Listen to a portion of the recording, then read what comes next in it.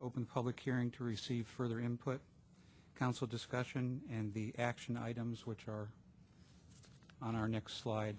And this is a summary. Since we have a number of actions, we wanted to put it down on one slide for you, all the actions that we're requesting tonight. Okay. Thank you for your attention. Yes. All right, so let's start with Jerome. As this is a hearing, do you have any disclosures? I have none. Jim?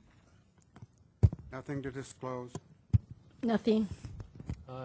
Just since the last hearing, I think I've only had one email, which was from Mick Pattinson with suggestions on where he figured we could cut some costs. I assume it's probably in the package somewhere. We probably all got it. Nothing to disclose. All right, preliminary questions. Okay. Yeah. We'll open the hearing, but I want to find out now, do we have speakers tonight? We have two. Okay. Well, let's do the speakers, and then we're going to talk about how we want to get through. We have a number of resolutions, but we'll go ahead to speakers. Okay, the first to the podium is Scott Malloy, followed by Gerald Sadomka. Good evening, Mayor, members of the City Council. My name is Scott Malloy. I'm with the Building Industry Association, and I'm here to urge you tonight to not increase your fees. And just to kind of give you a little, history on this, 4 years ago, you guys brought forward a very large increase because you hadn't increased your fees in 10 or so years, I believe it was.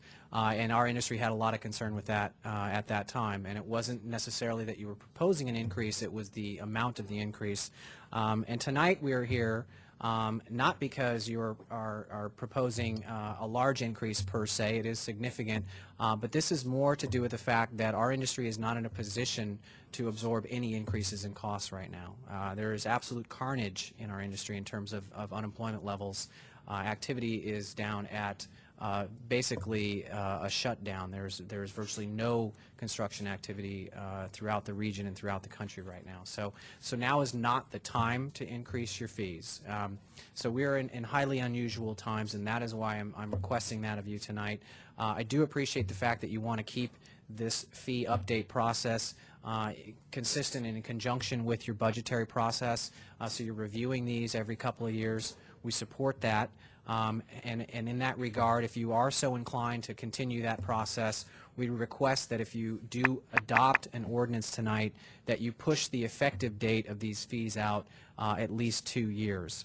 And then on the building permit fees, we understand you have contractual obligations with SGIL, and we appreciate that fact. If you are inclined to increase their fees, we would request that in option C, I guess you could refer to it as, that you reduce your overhead charge to the extent that the net effect of the new building permit fees is that they're the same as the current fees that you collect. So I think that would adequately address SGIL's issues, and over time, perhaps over the next 2 years, you could phase that additional overhead charge back into the fee. And then just lastly, I think I request that you keep in mind that the majority of your customers are actually residents of Encinitas. They are local builders, local homeowners, property owners that are processing small projects, remodels, room additions, coastal development permits. They're your current customers, and to the extent that you can view your fee structure as a investment in your community, we encourage you to do that. And so please keep that in mind tonight when you consider this issue. Thank you. The next is Gerald Sadomka. Mayor and Council, Gerald Sadomka, Cardiff by the Sea. We pay property taxes to the city. That's a single tax. We pay sales tax to the city. That's a double tax. We pay lighting and landscaping fees. That's a triple tax. We pay sewer fees to the city. That's a quadruple tax. We pay water fees to the city. That's a quintuple tax. We pay a sand tax to the city. That's a sextuple tax. We pay a fee to take a computer course at the senior center. That's a septuple tax. We pay a fee for a building permit, and that's an octuple tax. I'm running out of tuples. Every time the city imposes a tax or a fee, it is on top of other taxes. Fees should be fairly and evenly applied to everyone who gets a special benefit from the city. I don't see that here tonight. I see certain services being made to carry a heavier burden and other services carrying no burden at all. Simply put, it's not fair to all citizens. Thank you. Okay, so council, we have 6 resolutions tonight, and the sixth one has 2 options according to our staff report. Would you prefer that we take them one at a time and vote on each one? Or, well, we need to look at the 18 separate because we have 2 options. Or is anyone recommending that we look at them as a group? I would like to make a motion to adopt the first 5 there. Okay. Which 23. is, which is 2009-19, 20, 22, and 23, according to this. But I think we're missing number 21, so Actually, I think yeah. something's We found my first typo. Yes. okay. It's 19, 20, and 21. Fire prevention fees is Good. Resolution 21. Okay. And then 22 and 23. And 22 and 23. So those 4. Okay. 5. 5. Those 5, I'll second that. All right.